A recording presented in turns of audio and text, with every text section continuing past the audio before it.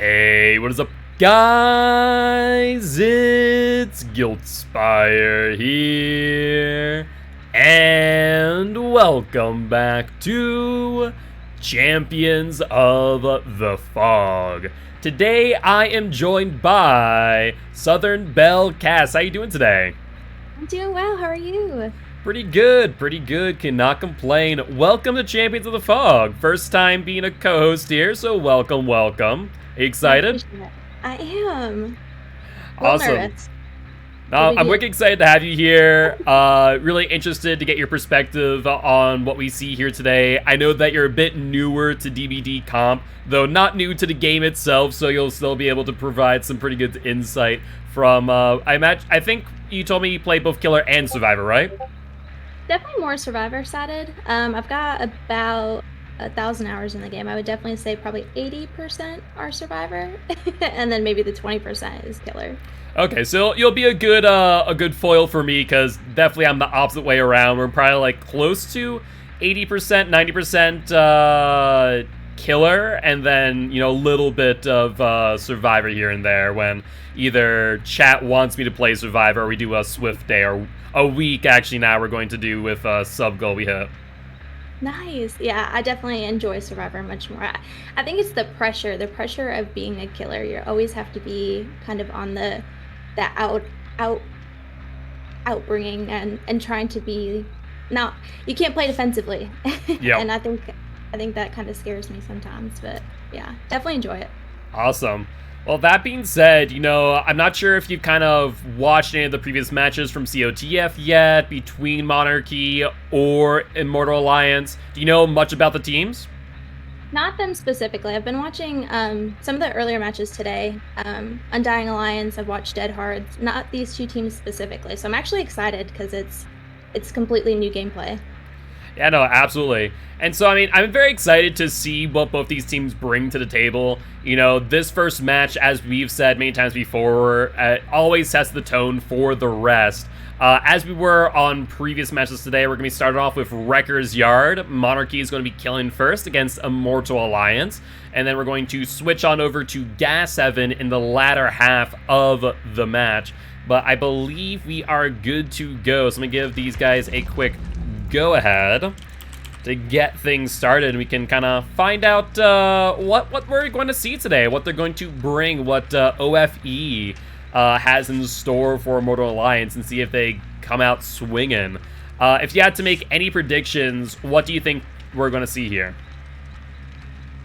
It's almost so from the previous matches I've watched, especially today, it's almost like you come out swinging or you come out kind of swinging. So it's definitely kind of hard to guess on the first map. If I had to guess, I would probably say kind of maybe A or B tier, maybe? Yeah, I mean, we see a lot of that, and I'm surprised, you know, we are seeing a lot of B tier or lower A more than I expected, especially with every killer being able to be used twice. We're not seeing as many S tier out of the gate. With a lot of teams, you know, we're seeing a lot of Bubbas, a lot of Pyramid Heads. And then more towards the latter half of the matches, we're seeing, you know, the S tiers come out when they feel like they need to apply that additional pressure to try to make up that point gap that they lost in those first two rounds. So we might see that here, or we could see, you know, an S tier come out right away and try to really, you know, get that lead off the bat, which could really set the tone in Monarchy's favor if that is the case. I can definitely agree. It's either come out swinging or don't. 100%. So when you play killer, I'm curious, what killers do you specialize in when you do play killer? All right, so we're gonna use specialize loosely. Okay, Trapper. Okay. And I am Trapper main? so stoked. So stoked. I cannot wait for the updates.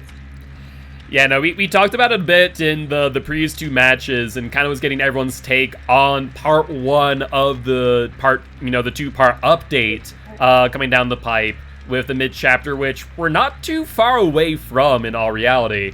What are your thoughts? Between Trapper, obviously you're hyped about that. Trapper now has 2 traps in hand from the start. 6 traps on field, so 8 traps total throughout the match. Basically, almost putting them on par with Hag, with the amount of traps available to him.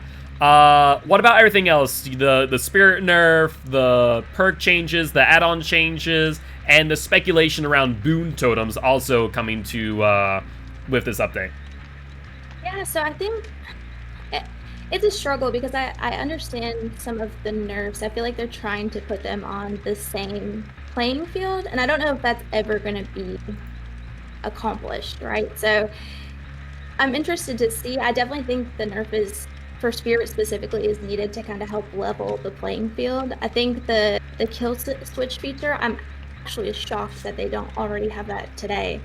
So I'm happy to see that that is something that'll help them, because I think people don't realize some of the behind the scenes things. The only thing I'm concerned about is that maybe the community might use it as an scapegoat. You know, how come you couldn't just turn it off? And sometimes those things aren't that easy. So definitely excited. The kill switch is probably my most favorite, besides Trapper, of course. Yeah, no, it's definitely a big update when it comes to Dead by Daylight, having that ability so we don't have to play, you know, a month and a half of bugged breakdown where you have to, you know, leave survivors to bleed out for 4 minutes and then they throw salt at you at endgame like, why'd you let us bleed out? It's like, because you took away all my hooks. What else am I supposed to do? Yep, absolutely. So I think that's going to be huge for the game. I think, though, what I'm really excited for is boon totems. And what I really want is the Survivor of this mid-chapter update to basically be, you know, the Survivor version of Hag and just have 3 boon totem perks. Like, that's what I want to see from them, where they can, you know, bless a totem, because that's what we've gotten when they let out a little bit early how boon totems works in the tutorial. Where basically you bless a totem. So I'm really curious to see how that interacts with Killer's lit totems, how effective they are, what benefits they bring, and if it's really going to shake up the Survivor meta. Yeah, I would definitely agree. I like the way it's headed. I think it's less no-ed, I hope. So I definitely like the direction they're headed. I think it's healthy for the game. Yeah, no, I'm very, very excited. But with that being said, we're going to be jumping right on in. And looks like Monarchy is going to be starting off strong here with the Spirit. What are your thoughts here? Were you expecting a Spirit? Not a Spirit specifically. That's fair. I think they're ready. Yeah, I mean, this is going to be interesting, right? You know, S tier out of the gate, you know, really means that Monarchy is here to play. And finding it really difficult for them to find a survivor, didn't even bother going over to their haunted ground that just got activated. Not to spoil the surprise, I forgot that you guys can see that, but they did activate haunted ground, so in a desperate need to find these survivors. You know, do you think that Immortal Alliance is making the right move here by kind of waiting out Corrupt Intervention while also focusing in on totems? Yeah, I think it's kind of it's a tough coin flip, right? Do you wait out Corrupt Intervention and make 0 noise, or do you go after those totems that you most likely know the killer has? So it's not as cut and dry. So I think it's kind of in the moment, and then you kind of play from there and see if it paid off or not. It definitely looks like it's being beneficial at the time for only having 1 down, and we've been in the match for almost the whole Corrupt. Yeah, I mean, at the end of that, that's Ruin gone, that is Haunted Ground gone, you already have 3/4 of Corrupt Intervention gone. I will say, though, that first down there is actually pretty significant because, you know, at the very least, you want to have a chase going during Corrupt. Because at least with that initial chase, you can have other survivors on gens. But with that chase being instantaneous, just over, that means that these survivors really didn't have an ability to go, okay, let's jump on gens. So they lose a lot of that time, I will say. Yeah, that's very true. I think it puts them in an odd position. It's not the normal wait out Corrupt and then get into a chase. We've tried waiting out Corrupt and now we've got a hook state. Yeah, no, absolutely. On the bright side, though, you know, they did get Ruin out of play, so we are looking at a 1-perk Spirit at this point in time, which is definitely going to be very punishing for OFE here if they're not able to capitalize on these chases and making them as short as possible. But we are seeing, once again, this Fang Min being put into a really awkward position in between a husk and a hard place. and ends up going down again. You know, this Spirit's just hoping that there is no decisive strike, and it would appear not. Yeah, it's definitely a gamble now that the way the obsession works is different. Well, so funny thing about that is that in customs, it works completely different than it does in pubs. In pubs, you can actually predict who has and who does not have DS based on who the obsession is. But for some reason, in Kill Your Friends, it's completely random. So it's impossible to actually predict it properly. I didn't know that. Yeah, it's a little sneaky thing that just kind of gets glossed over, and I kind of wish it was the way pubs was, because then I feel like we'd also see some Medal of Man being used as a way to almost try and grab the obsession off of the DS user. Could be some cheeky mind games that way. Yeah, that's very true. I remember it's not too long ago that there was a time when you had you would know if there was no obsession. So yep.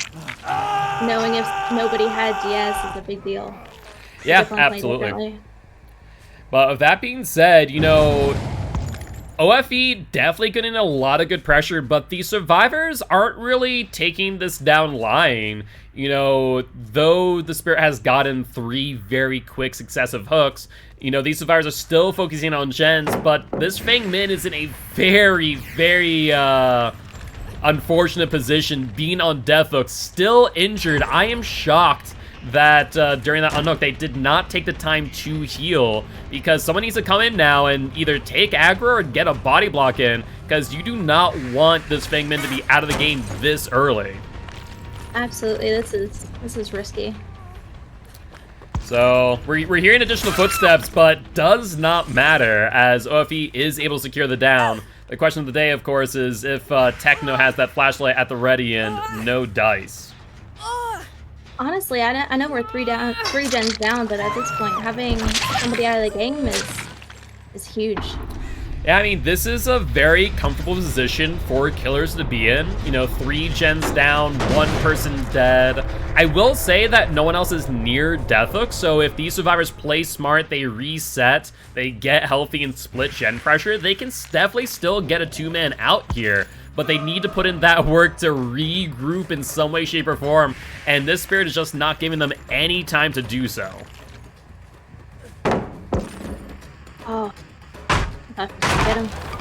Yeah, no, good use of the pallet there, recognizing that Spirit was phase walking, moves off that tile and on to the next. So really good chase here by Ocean, and especially dropping these pallets early. But OFE not able to capitalize off that mind game. It looks like there may have been a life used there, and Ocean wasting a lot of time, and Spirit saying, okay, I need to take a step away from this chase. Let's check out this gen that I was worried about before. Ooh, I was hoping that was a grab. Yeah, it definitely could have been, I think, if they got it from the right angle, but, you know, definitely probably a good call out from Ocean or someone else who may have heard the Spirit begin their phase walk, and Zarina, you know, taking heed of that warning and jumping off the gen probably just in time. Yep. Well, that being said, though that warning may have come in clutch, it was not enough for her to avoid going down, and I think she's going down into the basement here. Or maybe not. Maybe not. Looks like Spirit saw the scratch mark, said, okay, we need to go over to this gen. The biggest concern here is, like, on one hand, yes, these survivors are pushing out gens and they're doing it well and doing it effectively.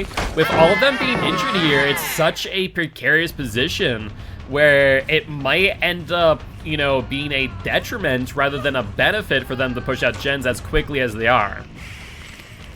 Agreed. I will say I haven't seen too much value of Pop come through. It seems like anytime they have it available, the gens close by are done.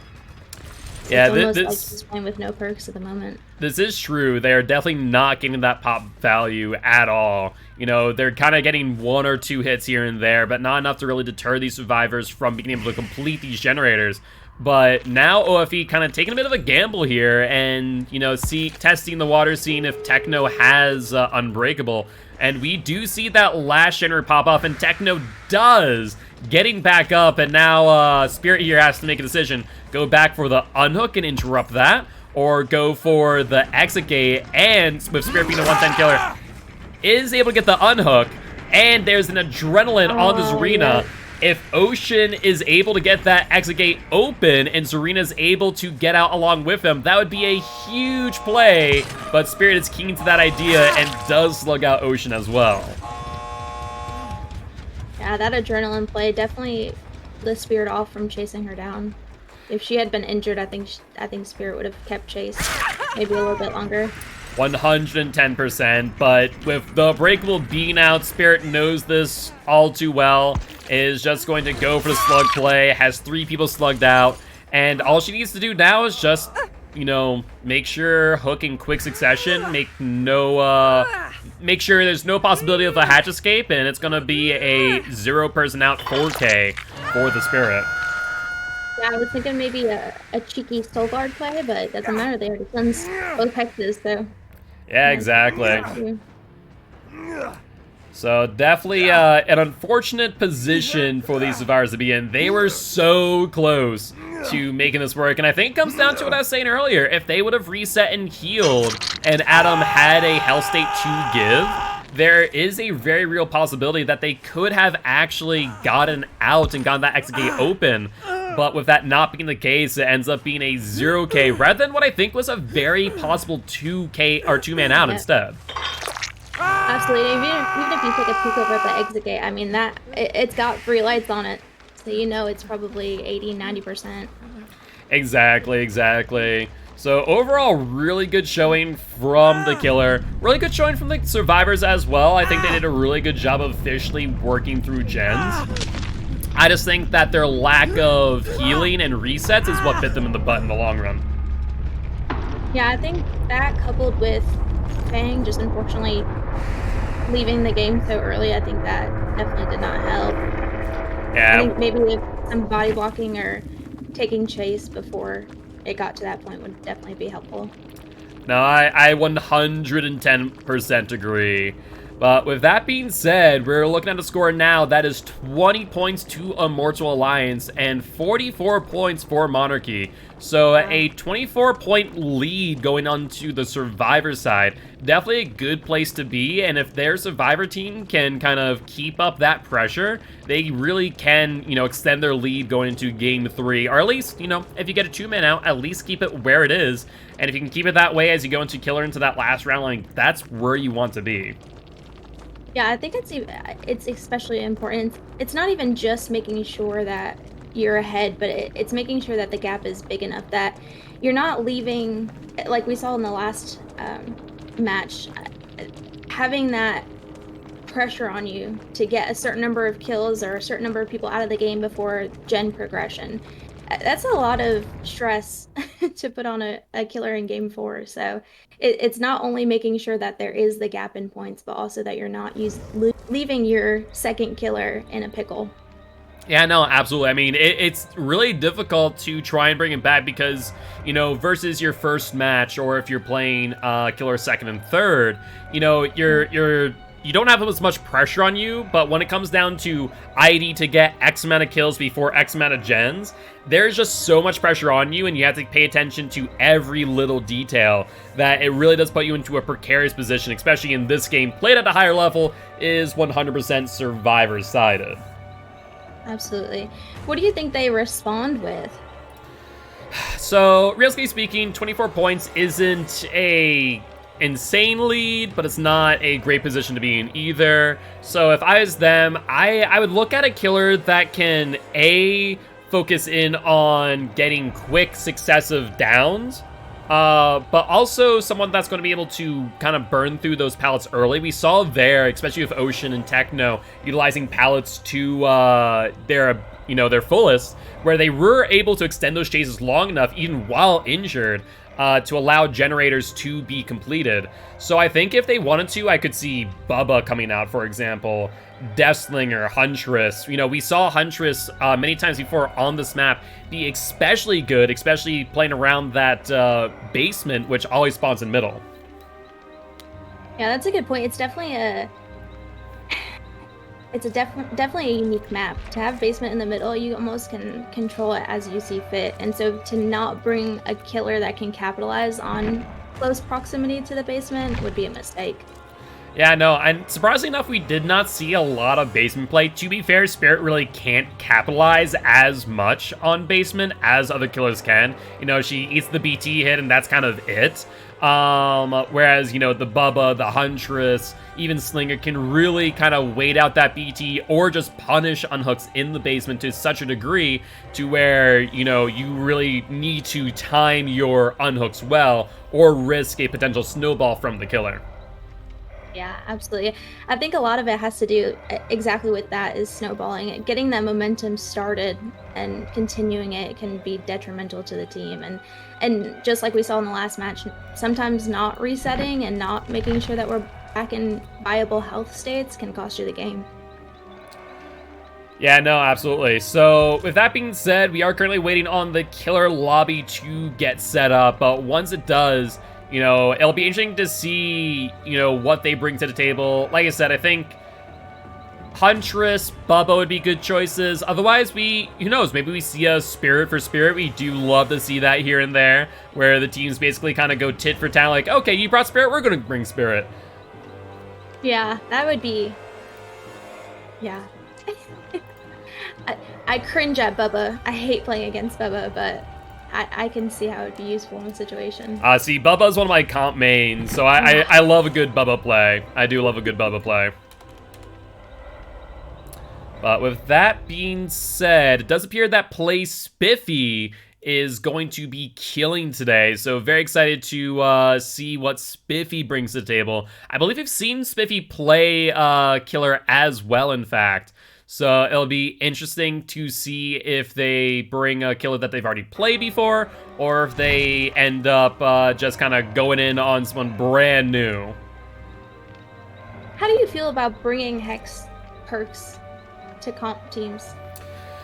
So, in order to bring Hex perks, they really do need to have a lot of value. You can't just simply bring Hex perks for the sake of bringing Hex perks, right? It needs to be a situation where it's going to benefit you enough to risk having such a fragile perk in play. With that being said, however, you know, Hex Ruin is, in many cases, a staple of comp play, whereas, you know, any other Hex, not as much. Yeah, that makes sense. I think the question comes from, I mean, exactly what we just saw. We had Corrupt Intervention and 2 Hex totems popped. I mean, of course, obviously, one of them was Haunted Grounds, and they were able to capitalize on that. But had that been a different Hex perk, you know, now you're down to 2 perks, and in 90 seconds, you're going to be down to 1. Yeah, no, absolutely. And I think that's where I know in pubs I'm starting to replace perks like, you know, Ruin with Eruption more and more. So, with that being said, you know, I wonder if Eruption or other gen regression perks are starting to be seen more in comp over time, especially where survivors are learning where all the totem spawns. We saw how quickly both Haunted Ground and Ruin went out that last game. Yeah, honestly, totem spawns are easier to predict for outdoor maps, right? And so because we're not playing on a Hawkins or because we're not playing an RPD, you're more likely to find those totem spawns and get those out. Yeah, and exactly. And that's where I think, you know, maybe with certain killers who can really apply that quick pressure, you know, that would be a situation where maybe Ruin's not needed. But at the same time, you know, there is the good old Haunted Ground and Dying Ruin combo. But it's really that 3 perk commitment that can, you know, be potentially detrimental if you can't get the value. You know, sometimes the survivors just get lucky, they cleanse on Dying or Ruin, they cleanse it again, or they, you know, don't cleanse Haunted Grounds at all, and then you're kind of left there, you know, holding your broken bones going, well, that didn't work out. Agreed. But believe Play Spiffy is going to be starting up a lobby momentarily. It looked like they were in the middle of a stream and being called upon, so It'll be just a few moments, as always. We do have a rule that you have 15 minutes to start up the lobby. Otherwise, you do forfeit that game. Obviously, do not want to do that. But it looks like people are saying that they're using Surge a lot more on Ruin Killers, which I do love. That was something that I was known for in Vigo's Court when I played in that league and tourney, was using Ruin Surge. I love the combo because as long as Ruin's up, you're getting that gen regression on top of which you don't need to worry about having pop, which is, if, Ruin's up, it's a dead perk, right? So I do love me some Surge. I just wish that they would buff Surge just a little bit, and then I'd love to start running again. Yeah, definitely seeing more Surge. I think you even see it. I mean, we just saw it again, Ruin and Pop, anticipating that you're going to lose Ruin. Now, had you had Ruin the whole game, you're committing to not using the other perk. But with how consistent those types of totems get cleansed, I mean, you have to have a backup. Yeah, exactly. And that's why we do see in comp, that Ruin Pop combo, absolutely. And so, that way you have that as backup. And Surge kind of works that way as well. And in certain circumstances, Surge can be better than Pop. 8% across, let's say, 3 gens. You're looking at that 24% regression across 3 gens. Could be pretty significant in certain circumstances. But with that being said, when you're only hitting 1 gen, or survivors are playing smart around Surge, and you hit nothing, that's where running Surge can just be so punishing. And it only works for M1s. It does. Right? And yeah. That's one big thing that I would love for them to change and make it so that it's not just on M1s, but also M2s. They did that with Eruption, so I wouldn't see why they couldn't do that for Surge as well. Yeah, I think if they changed that, I think we would have this conversation. I think it would be comparable to Ruin. The fact that you don't lose it is huge. The thing is, I don't know. I don't know if I'd run Surge over Ruin. I would run Surge in conjunction with Ruin, because the nice thing is that Ruin's already regressing the gen, on top of which then you can get that additional 8%. But unfortunately, the downside of Surge Pop is the fact that if you hit it with Pop, let's say the closest gen, 90%, just got hit down to 82, and you from there want to go pop it after a hook, and you go, well, now I can. And so that's kind of a punishing moment where Surge and Pop in conjunction can kind of be more detrimental than beneficial. Yeah, that's definitely a good point. Do you think we'll start seeing Deadlock introduced into comp? I would like to say yes, but at the same time, I have a stance that personally I truly believe that Deadlock 1 is better than Deadlock 3, due to the fact that Deadlock 3 is basically a reversed repressed alliance, and there's going to be moments where you want to pop that gen, and too many times where I've watched one of Astarva's videos recently using Deadlock, he's mid-kicking a gen, and all of a sudden Deadlock pops up and just stops the animation. And just so you can't kick the gen, you're going, well, alright, I can't use pop on this one. Whereas if it's Deadlock 1 at least, it's 20 seconds. Unfortunately, in Kill Your Friends, it's all maxed out at tier 3, so you don't really have that choice. Hence why, in my opinion, I think they should flip the script and have Deadlock 1 be 30 seconds and Deadlock 2 be 20. That way, it can be used in conjunction with Pop and not really end up potentially burning that perk out. Yeah, that's a good point. So, it'll be interesting to see if we do see Deadlock or Scourge Hook. I think if anything, if we were to see a perk from Hellraiser and Pinhead be used in comp, I think Scourge Hook has a definite high probability. Yeah, I can see that. I'm excited with the upcoming changes. I think it's going to change some of the quote-unquote meta perks, and I think it's going to give the survivors a lot more variety. Vigil especially. I'm super excited. Yeah, I'm definitely interested to see how Vigil gets used, mainly not necessarily for the exhaustion refresh. I'm actually more interested in the broken status effect refresh. Yeah. Mainly for the reason that those who run Deliverance, which is pretty much run every comp match, having that 30% reduction in your broken stats effect could be pretty significant in the grand scheme of things, because though Deliverance gives you huge amounts of value and allowing your team to stay on gens, it really does put you in that awkward position of being broken through and through. Agreed. I really enjoy using For the People, and so Yep. I was super excited that they were reducing that as well. Yeah, I mean, For the People is one of the only perks that would break you for longer than 60 seconds, so that is a huge reduction in time, 30 seconds reduction from 90 seconds to 60. So it could see some potential play in some unique scenarios. I don't think it'll be too often seen in comp, but hey, you never know, you've seen stranger things. Absolutely. I just feel like For the People is one of those perks that people sleep on. Absolutely, absolutely. But I believe we are maybe one build away. Short. Yep, I was about to say, I just saw that. I was like, I think we have everything. And I went, man, second, nope, we have 3.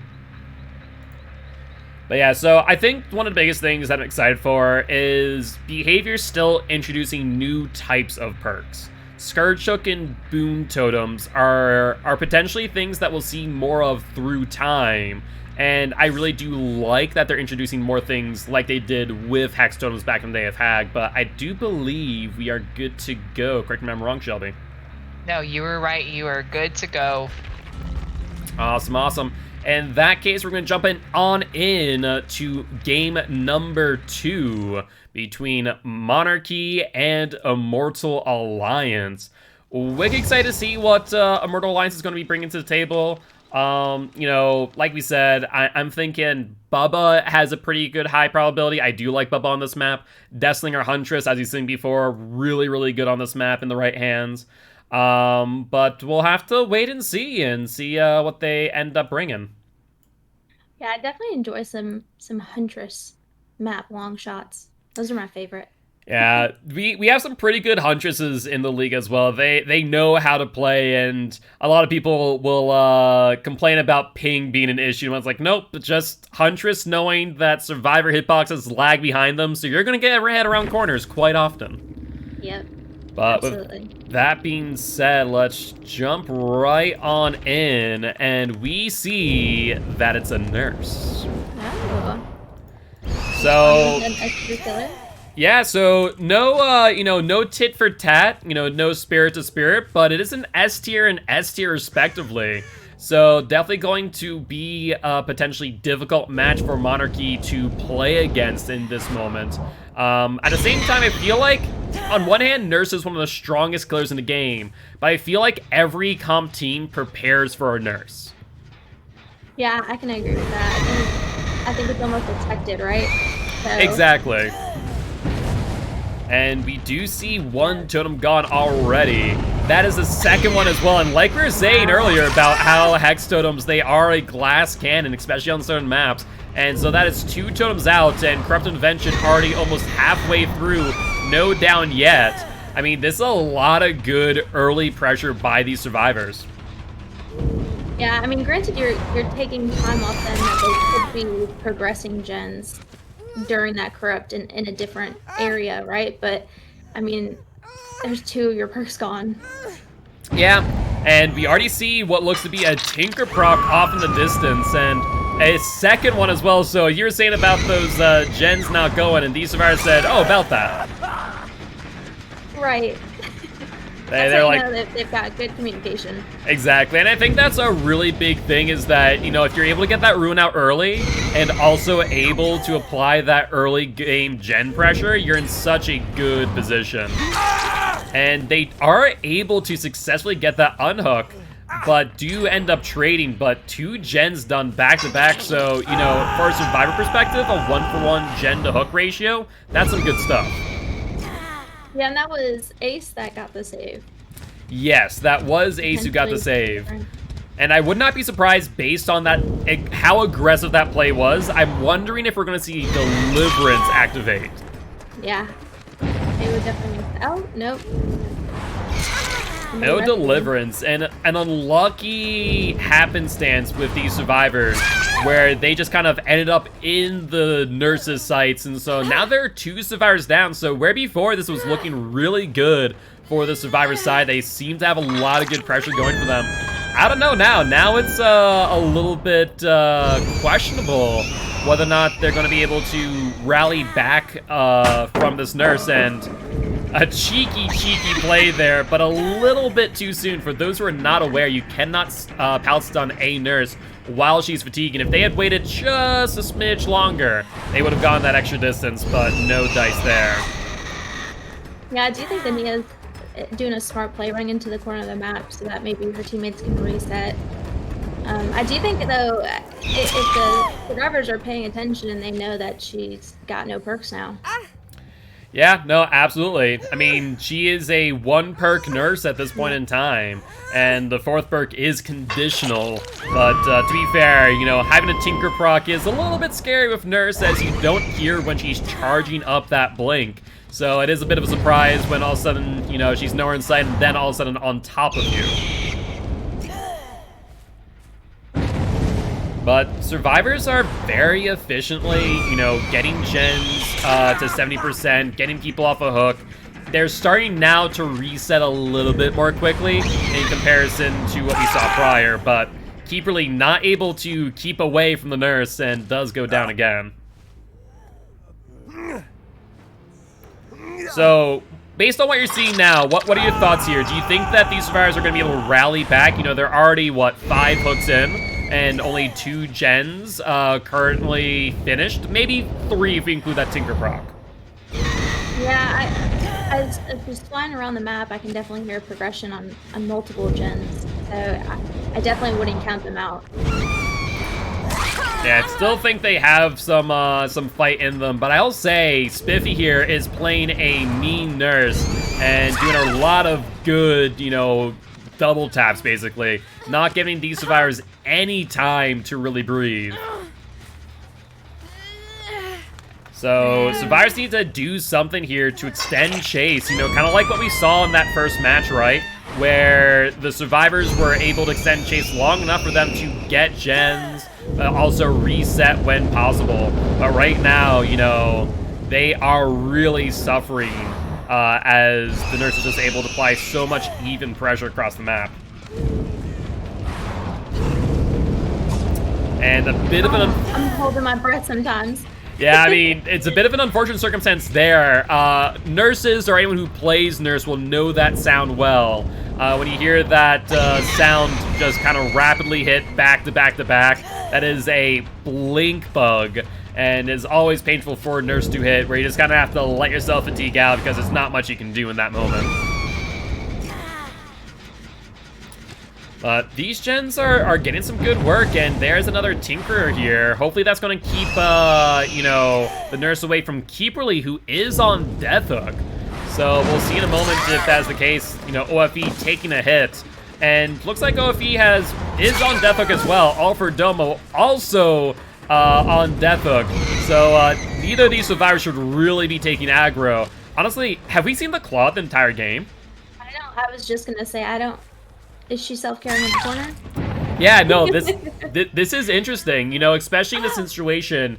It is difficult to body block a nurse, I will say that for certain. At the same time, it's not impossible, because basically what you're doing is you're body blocking her blink with your hitbox, but with your survivors kind of falling off one by one, you need to do something, take aggro. You know, maybe the nurse might ignore you, but at least then you've, you know, at least tried. Even distracting or crossing your scratch marks, anything can help. I do think if Ruin stayed up, I think this would be a different game. How many Tinkers has she chased somebody off of, and those gens would be actively progressing? Yeah, no, you're 100% correct. So I think, you know, especially on certain killers, you just need to get Ruin down as soon as possible. And Keeperly here really holding on to that Dead Heart as long as possible. Really good patience there. And interesting use there of that Firecracker. Really was able to make some extra distance. And that last gen has been completed. So though Keeperly goes down, I think this might result in a 2-man out. Yeah, I'm curious. I don't know if the right play is to plug Ace. I mean, she knows nobody's got Unbreakable. So So would you plug him and try to go? Oh, he's on death hook, so maybe not, though. Yeah, it's one of those situations where ideally you definitely wanted to get the Claw dead at this point to get as many points as possible, but securing a kill in this scenario, probably the right play, because you're not going to get any altruism out of these survivors.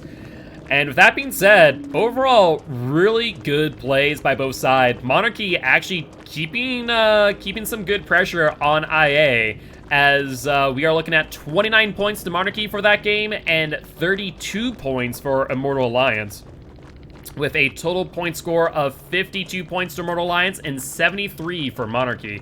So Monarchy keeping their lead, it definitely tightened up a little bit. You're looking at a 21-point difference now, but definitely some ground gained at the very least.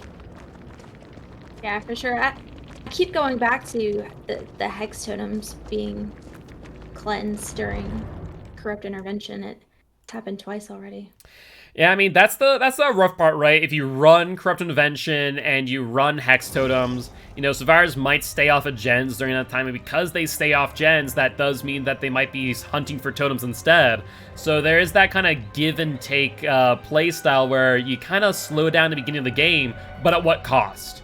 And I think that we definitely saw that in both games now, where multiple sets of totems were cleansed almost instantaneously. Absolutely, and knowing that you're playing with team members who are on comms, if Ace can't get it, you know, he's going to tell Nancy where it is. Yep. And so it's, you know, that going into it. So even if you chase somebody off of it, they're telling somebody, hey, you know, there's a totem in 3, and then it's gone before you know it. Exactly. So, you know, I think that's where we might see some form of change in the comp meta, where, you know, survivors are just becoming this efficient that within the first 30 seconds, 60 seconds, they're cleansing totems. It's very possible that totems might fall out of favor, or we might see that glass cannon build of Undying, Haunted, Ruin, or Devour being used as well. But, you know, you then run the risk of running the totem roulette, right? Right. Exactly. I think also maybe Thrill of the Hunt with it getting a buff, maybe that introduces a variant. This is true. You know, Thrill of the Hunt definitely can be quite beneficial. The question is whether or not you want to pay so much attention to your totems. There are times, right, where you want to give up a totem in order to get some gen pressure, because at least then it's 16 seconds or 14 seconds off of a gen, which is good news for you, even if you do end up losing that passive gen regression. For sure. I think there's definitely going to be some changes with them introducing some of these buffs to different perks, and I can definitely see the meta being changed that we've known for so long. Yeah, it's not outside the realm possibility, absolutely. I do think, you know, if we were to see a change to the meta, especially with the new perks coming out with, you know, Pinhead and Hellraiser, I think Scourge Hook is a good, you know, passive gen regression or gen slowdown at the very least. That 9% penalty to survivors is actually pretty significant.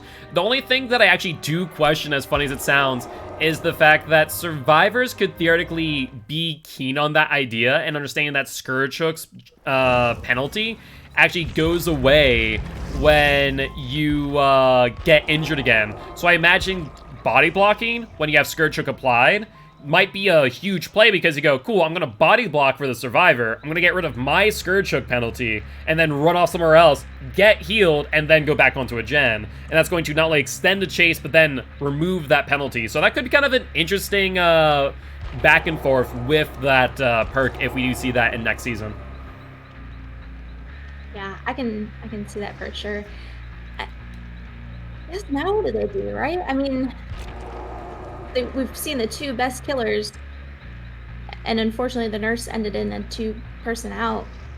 Where do you go from here? Yeah, I mean, that's the question. Are we going to see this match be, you know, S tier only? Are these teams going to slug it out using a nurse and a spirit each? Or do we think that Immortal Alliance is going to, like, tone it back a little bit and, you know, run, let's say, Bubba, Pig, what have you, someone that is not in, you know, those top 3. But at the same time, we also could see Blight. We saw Blight as well in one of our previous matches on Gas 7.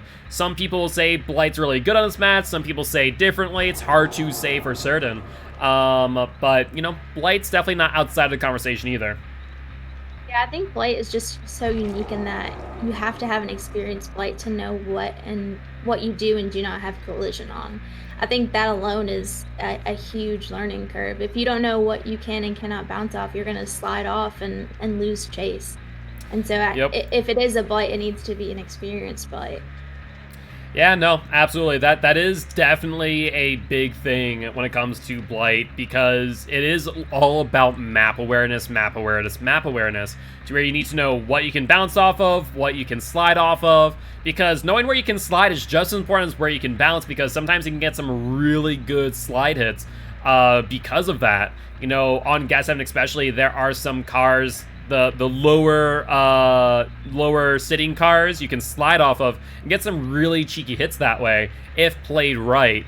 But it comes down to being able to use that object collision, you know, purposefully, and not get caught up in a moment where you're in chase and you're trying to bounce off it and just slide off and fatigue out, losing the chase entirely. Yeah, absolutely. But as a reminder for chat, the current point totals are 52 Immortal Alliance and 73 for Monarchy. So, like I said, very close match, 21 points away for Immortal Alliance. And I don't know, I'm thinking, let's see, it's Ocean of Flavor playing. I'm trying to think of what Ocean normally brings to the table. And I'm thinking, I don't know, maybe Twins? I could essentially see a Twins match coming in. Yeah, just because I'm not familiar with the team, that I'm going to make a wild guess and say Huntress. Could see a Huntress. I would love to see Huntress more or Huntress Bubba. play. I definitely would love to see more Huntress play, absolutely. I think if we're going to see a Huntress, though, it's probably going to be in the last map. This one's a little bit harder, though it is a bit more wide open. Those car piles really do create a huge barrier for Huntress to kind of work around. Unless you really know how to arc your shots, it's probably not going to work as well as you want it to. Yeah, that makes sense. I think maybe a Bubba?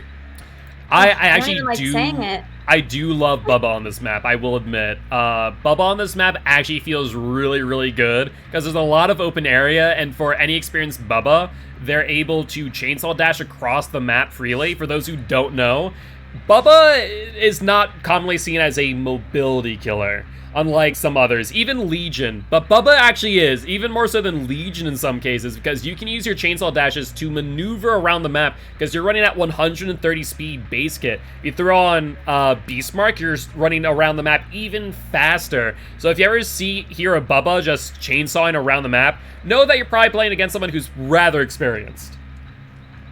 Yeah, that's a good point. Maybe that's very underestimated from a Survivor perspective, because you typically don't view Bubba as a mobility killer. Yeah, no, a lot of people don't, and so, you know, especially for me, I love to just chainsaw dash towards survivors. It doesn't always guarantee a down, but just to get that extra distance and pressure them that much faster, it can really add up quickly and pressure those survivors into uncomfortable positions to drop pallets. And if you know how to use Bubba right, you are in a good spot. But I believe Shelby has some news for us. I do. We are good to go for our third game. Awesome, awesome. In that case, I'll let the survivors and killers know, and we'll be jumping on into our third game on Gas 7 with Immortal Alliance killing and Monarchy surviving. It really does come down to this for our Immortal Alliance to bridge the gap and put themselves into striking distance as they move into Survivor's side thereafter.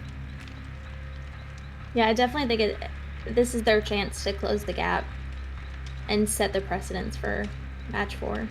Yeah, absolutely. And I think that's, you know, it's going to be interesting to see, because it could mean that Monarchy is going to have to bring out another A or S tier. Because this is actually something from a, you know, meta perspective of if you're able to save one of those killers for another time, you know, that's really significant. Versus if you really want to win that close match, you know, then you're going to have to make that decision of, okay, who do we bring, and do we want to burn another, you know, Nurse or Blight, so on. Right, yeah, you definitely have to stage yourself for success later in this season too, and using S tier killers. I mean, the rest of the league is gonna know, right? So they Exactly. know the process of elimination. They know what you're not bringing. Yeah, and I think at this point, no one has burned a killer just yet. No one's used a killer twice. But we're definitely getting close and kind of down to the wire. And as we update the killer tracker later tonight, you'll see that where, you know, everything's going to start seeing one use each on everyone. And that's going to be interesting because then as you start seeing Nurse, Spirit, or Blight get used up in certain instances, you know, teams are going to be aware of that and go, okay, cool, I don't need to worry about that now. We can plan around different killers. Right. I think sometimes we lean on what we're most comfortable with, right? So it could be putting us in a position in the later part of the season that people are most likely playing with killers they're not as comfortable with. Yep. And so take that into consideration as well as not having S and A tier killers. It could mean a lot of trouble. Yeah, no, absolutely, absolutely. But with that being said, looking for my mouse. Where did my mouse cursor go? I was about to click over and check something, but apparently not. With that being said, we are loading in to this third match here. And taking our time, going to be on Gas 7. And we are about to jump on in and see who the killer is. And it appears to be an Oni. Ooh. Okay. So Not this, expecting that. yeah, this is going to be interesting for a lot of reasons. Oni on this map, I do like. There's a lot of open space from the Demon Dash. But the biggest thing that's going to make or break this play is how quickly he can get his power. Absolutely. What do you do to prevent Oni from getting his power? Don't let him get first hit. Yep, don't let him get first hit. Drop early. Drop pallets, move to the next pallet, rinse, repeat, rinse, repeat. You know, as long as you do that, you know, you're in a really good position. And it puts Oni into a really tough place to, you know, basically be an M1 115 killer until he's able to get that hit. And you need 2 hits to get your power, not just 1. And so it's going to be very difficult for this Oni to, you know, capitalize on that mid to late game pressure if they're not able to get this hit here. Yeah, and we see again, you know, Undying is gone within the first 30 seconds of the match. Yeah, so 1 totem gone. We do still see Ruin up and ready with that Tinker play. But once again, Ocean swinging, but missing there.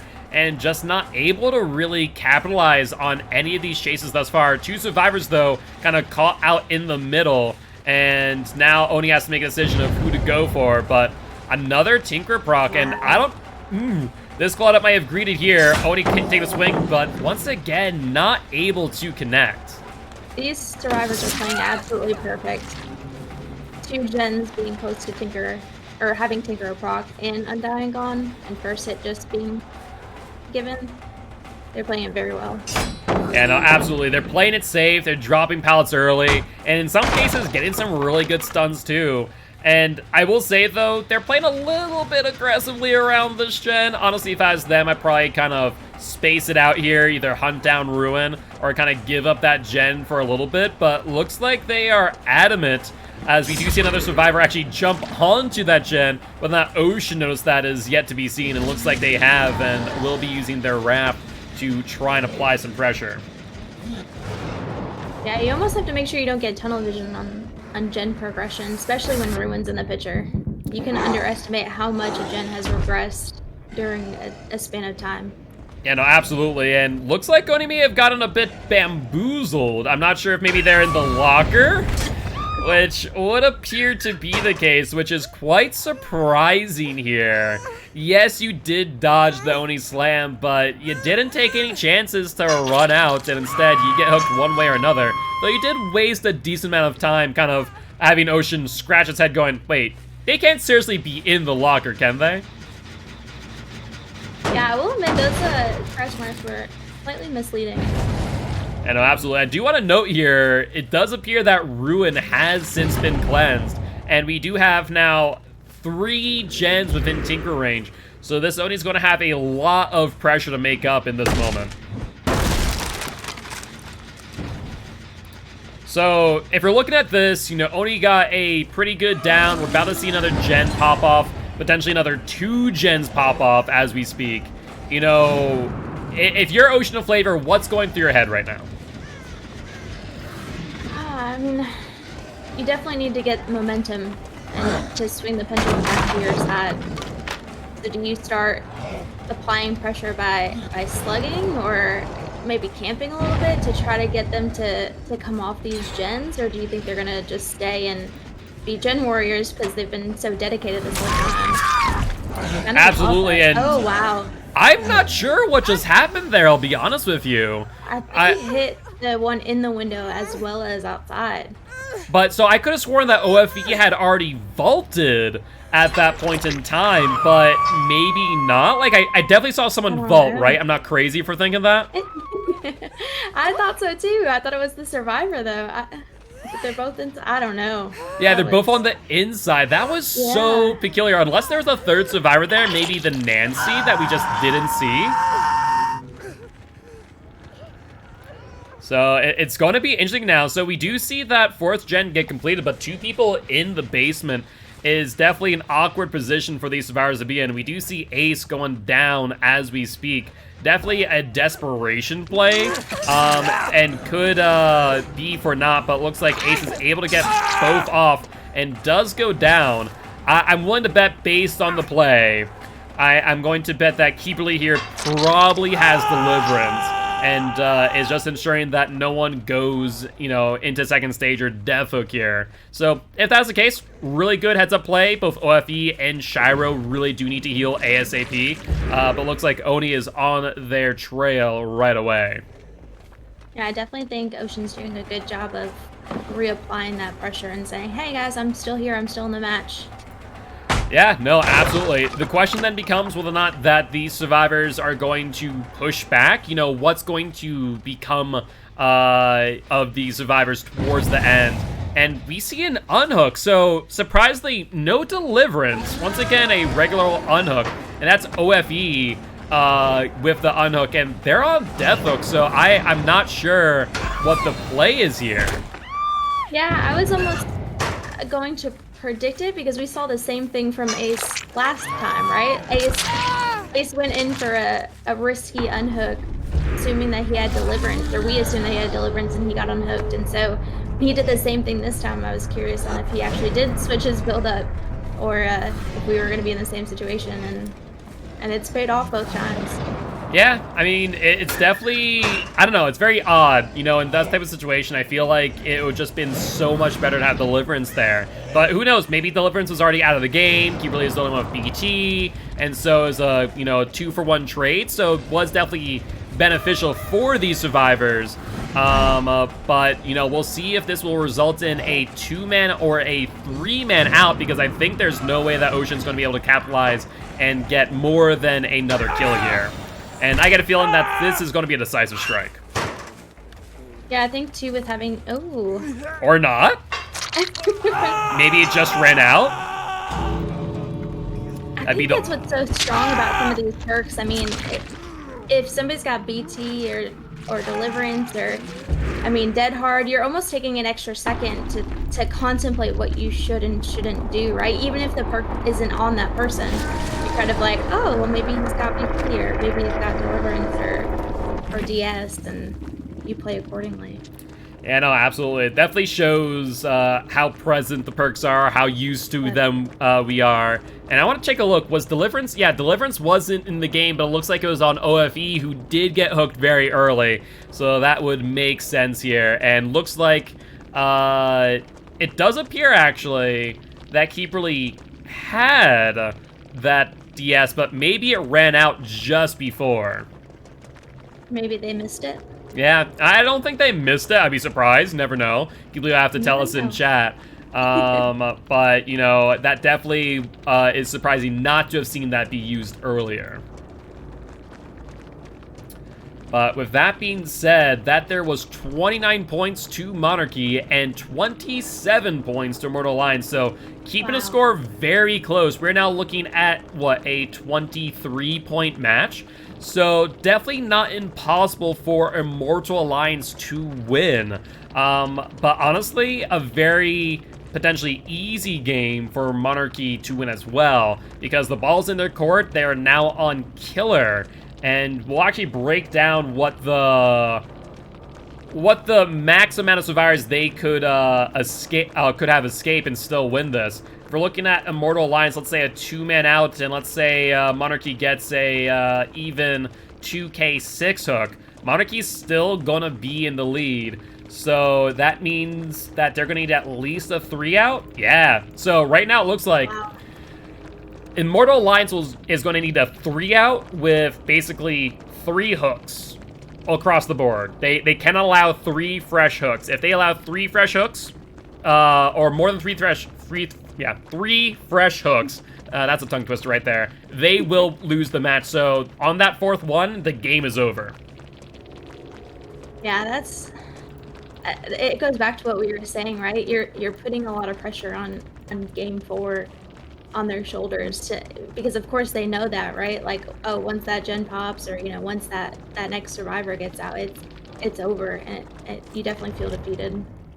Yeah, no, absolutely. So it's going to be interesting to see what Monarchy is going to do in Game 4. I feel like on one hand, knowing that they just need, for all intent and purpose, 1 kill, 4 hooks, they don't need to sweat too much. At the same time, you don't want to underestimate your opponents, right? You don't want to play it too safe, because that could also, blow back in your face if the survivors end up with a 4-man out. Do you think we could see some potential camping? I imagine so, but I believe Shelby has a question for us. Go ahead, I do. Sorry to interrupt. I just wanted to get the actual score, not just the points from last game, if you had it. Yes. It is 79 to 102, so a 23-point difference. With Monarchy in the lead? Yes, that is correct. Thank you. No worries. So with that being... Oh, sorry. The delay is terrible. Yeah, I could definitely see some camping taking place to ensure that those hook states. Yeah, I mean, if you camp out that first hook, let's say theoretically, and let's say 3 survivors get out, you would need to get 5 hooks in that case. So it'd be 1 hook, then 2 progressions for the first death, and then 2 more hooks, and that'll be a 3-point lead to close it out. So that definitely is a possibility to camp it out. Otherwise, if they just get, 1k with 4 hooks, I mean, that's also the game. So definitely leaves it up to the Lonely Moth to determine what they want to do. Yeah, I wonder if we'll see any switch ups in builds as well. I think, I know we keep harping on it, but how fast totems are being cleansed at the beginning of the match is definitely making a difference for endgame. Yeah, I mean, we saw once again totems being cleansed pretty quickly. Undying went up very quick. Ruin was a little bit later, a bit later than we have seen prior in the first 3 games, but still quick enough to where they didn't really get too much benefit. I don't think that gen that was being worked on near Shack ever went below Tinker Range again, so it was always above that 70%, so Ruin really did not have any time to regress that gen through and through. They were definitely risky in trying to get that gen done. Yeah, they were. That paid off. They were very, very aggressive, to say the least, for better or for worse. In the end, it worked out in their favor. They did theoretically win that match by 2 points. I think that there definitely could have been the possibility for a 3-man out, extending that lead even further. But due to some interesting plays and potentially some luck from that double down on the Oni, things definitely ended up with a 2k instead, which honestly I think, given the situation, was also acceptable. Yeah, I'd definitely be interested what that window play looked like from the survivor's perspective, because to say I was confused is an understatement. Yeah, so apparently OFE's saying that they may have sandbagged a teammate there. So I wonder if maybe something happened where maybe OFE vaulted, and then vaulted back by accident and ended up in a double down, because it definitely seemed like that had to either be the case or there's a third survivor who vaulted first, because it's just so strange to see 2 survivors on the inside for the double down. Yeah. But with that being said, we do have all the survivors in lobby. I do believe we're just waiting on builds at this point in time. So, if you're Monarchy at this point, right, are you bringing an A tier, a B tier killer? What are your thoughts? I definitely think so. So the survivor, both teams, honestly, they've been so close, and they're responding back with what the other team is giving them very, very well. And so I think to your point earlier, I don't think we can underestimate the survivors at all, right? And so you definitely don't go lower than B tier, Yeah. I would say. But you definitely don't want to waste a good killer either when you have the advantage, right? So I would definitely say low A, high to mid B. Definitely nothing lower, I think, would be a mistake. Yeah, no, I would agree with that. I think that it's very possible we see maybe Bubba. I just don't think Huntress or Slinger have enough map pressure right now to really be brought in this situation.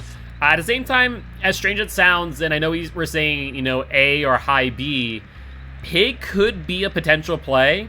A reason why I say that is, though Pig, much like Oni, is very reliant on those initial hits and initial downs, they have some really good passive gen pressure, where you kind of are in the scenario where you have to get those bear traps off, otherwise you risk a tamper timer play, right? And so that could be significant enough for them to get 4, 5, 6 hooks, and really pressure out these survivors and get that 1 kill early.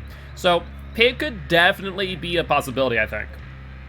Yeah, I do enjoy Pig. I think giving a survivor an alternate objective is always good, because they're not, healing somebody else. They're not going for the unhook. They're not finishing a gen. They're focused on something else. And I could see that definitely being beneficial, but at the same time, it is comp that we're talking about. So I think if they catch on earlier enough, I think we would see some gens being 99, especially if Ruin is out of the picture. Yeah, no, absolutely. So it'll be interesting to see, to say the least. Just letting Moth know that they need to send over their builds. Oh, looks like they read my mind as they just sent it over. And with that being said, I believe we should be good to go, but I'll have Shelby confirm for me. I'm checking one thing just to, because I think, one second, the survivor builds are good. All right, survivor builds are good, and just wait on the killer, I imagine. Yes, we're good. I couldn't remember what add-ons were allowed, so we're no good. worries, no worries. There are plenty of them. There are plenty of them, so yes. I can understand that. Only a couple of hundred to remember. Yeah, it's a little hard. It's fine. But with that being said, we are good to go, and we're going to be jumping on into game number 4 of Monarchy versus Immortal Alliance. This is for all the marbles, and I am very excited to see what Monarchy is deciding to bring to the table. Are we back on Gas Haven? Yes, we are on Gas Haven. So we are going, it goes Wreckers, Gas Haven. Kind of break it up a little bit. That way it's not just all one map for all 4 games. At least for me, I remember that got a little bit tedious, playing on just one map through and through. Yeah, that makes sense. I think Pig would be an interesting choice with how open the map is. It might not be the best idea, because getting to those boxes are a lot easier than some other maps for sure. Yeah, it really depends. Depends on the spawns, I think. I think this would be a map if you do bring a Pig, you're wanting to bring a Jigsaw Sketch and Tamper Timer, add that 5th box. Because though the map is quite wide open, it's still rather big. It's a medium-large size map, around, like, I think 168 square tiles. And so with that being said, it's still going to take you some time to get from one side to the other. And sometimes those boxes can spawn right smack dab in the middle where Pig can see very clearly. Yeah, that's a good point. We are jumping on in and just waiting for us to load into the match. So, you know, Pig's a possibility. I think Bubba is really good on this map. Obviously, Blythe, they want to bring in the S tier to put the nail in the coffin. But my bet's going to be a Pig. What about you? I don't know. I'm just feeling Bubba.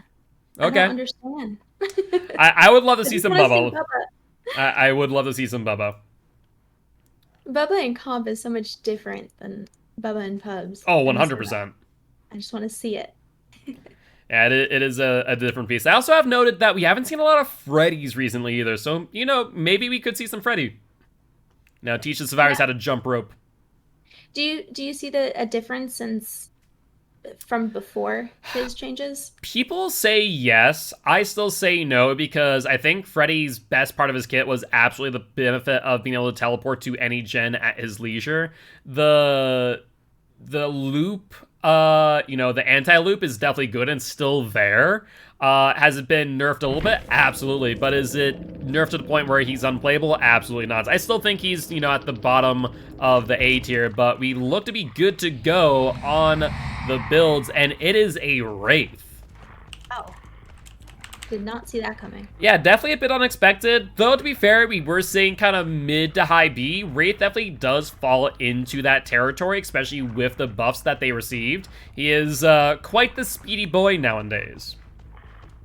Is that Trail of Torment with Pop? That's interesting. Well, we'll find out. That'll be a bit of a surprise. Keep in mind that viewers cannot see, just for the sake of not letting things be known too early. Obviously, we see Corrupt and Revenge in here. But it'll be a bit of a surprise. I'll be interested to see if that perk that you mentioned is even going to be noted throughout the match. It looks like that is a sprint burst from Zarina. Wraith doing a very good job of being a bit reserved and not fully uncloaking so they can keep up that distance. And this will be the first chase of this game. We're halfway through Corrupt already, and Ruin's still up. Yeah, Ruin is still up, so, you know, that's definitely stayed up a bit longer than those prior. The Zarina, however, not so much, and Wraith will get that first down and a subsequent hook. Yeah, and I think she just saw Ruin. So I wouldn't be surprised that we lose Ruin here shortly. Yeah, I think once we see the unhooked, we'll probably see a survivor on that totem, and it'll be up to the Wraith whether or not they want to protect that totem, or if they want to, you know, disregard and allow the survivors to pressure the totem while they pressure gens. Yeah, I thought he was going to body block the pallet. Yeah, I think Wraith was trying to, but Adam kind of squeaked on by, was not able to make it work. And we do see them trying to pressure around this hook, trying to box them out. I'm not sure if Moth is trying to, you know, keep an eye on where everyone is, as I feel like a lot of survivors are kind of in this area trying to get this unhook, as they are well aware if a survivor does die, that they are in a very, you know, unfortunate position with the points as they are. And looks like Ace is going for that unhook. Will take the hit, and I imagine that this will be a trade. Attempted BT and no dice, and guys, notice we see Techno with the broken stats effect as he took a protection hit, and Forced Penance has activated. So Forced Penance, an interesting perk on Wraith in my opinion. Definitely a very good perk in the right hands, especially with a specific killer. If you see a lot of protection hits or body blocks being taken, Force Penance will punish that. And so that might be the mindset that Moth is taking here to try and get as much value as possible where they're not able to heal for upwards of 60 seconds. Yeah, that's a good point. I wonder if that's gonna continue to... I've never seen it in comp, so I'm kind of dumbfounded, to be honest, but I'm definitely getting some value. Yeah, a few killers are starting to see more and more Force Penance play. You'll see Legion when the Legion makes their rare appearance with Force Penance. Twins also has been using Force Penance, and even Deathslinger as well. So some definite good usages of it. It really depends on if you're able to max out that value. But, you know, for example, if Moth is able to find, you know, Techno at this point in time, Force Penance would be huge in this moment. Yeah, I think he's doing a really good job of patrolling the area to make sure that he's getting those hook stages. Yeah, exactly. But like I said, they need to ensure that they get at least one kill at this point in time. If they can secure the kill with one hook, 2 progressions, I think that's about it. And maybe that the hook on Ocean is the hill they're gonna die on. But we do see that trade incoming with Feng Min getting the unhook.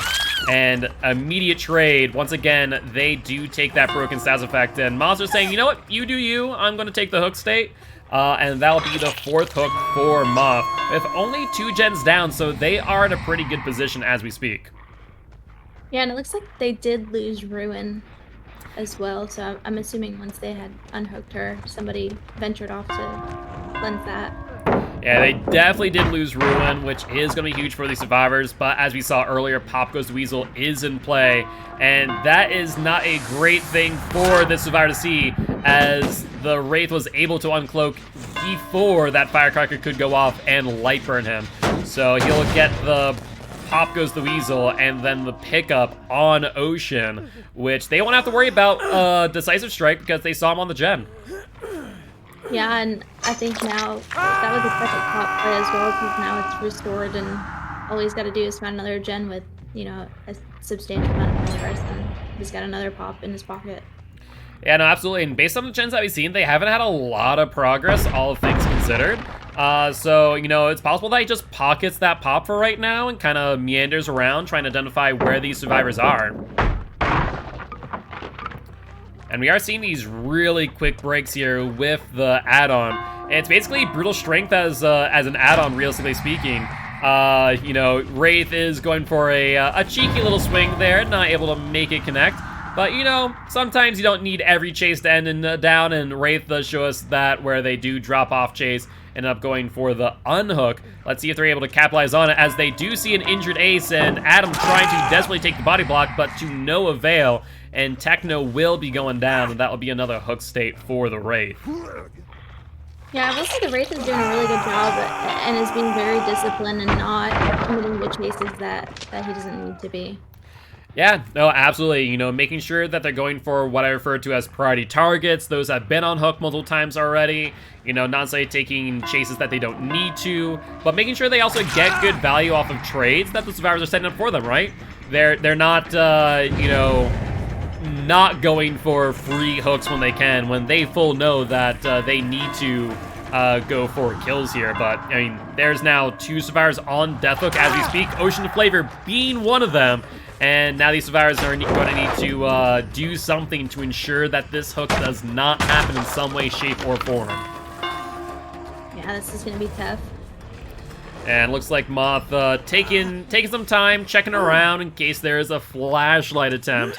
But there's one body block. That's a forced penance. We see another body block come in, and if so, it will not be in time. And that is Ocean down. And I think even if they were to get these remaining gens, that there will be the win for Monarchy at this point in time. So, if you're looking at this from Killer's side, you know, you're feeling comfortable, you're obviously playing Wraith, doing a really good job of it as well.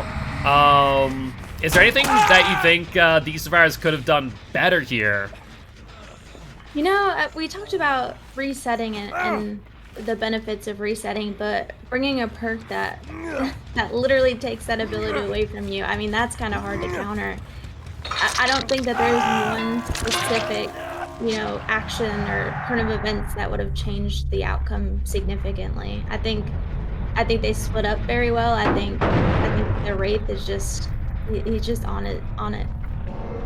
Yeah, and I would agree with you in this. You know, survivors are definitely playing well. I think the only thing that I'd really call out is that they're resetting at improper points in time. You know, when we saw, you know, for example, I think it was Ace on the unhook. They got the heal on the Atom. They did a reset under hook. But obviously, Wraith knows where you are because you already got that unhook there. Of course you're going to be there, right? Right. So I think maybe they could have moved off of the unhook in that scenario and got a full reset and kind of left the Wraith with a whole lot of nothing because they drop chase with the Feng Min to get over there. And if no one was there when they got there, I mean, that would have been huge amounts of pressure for these survivors.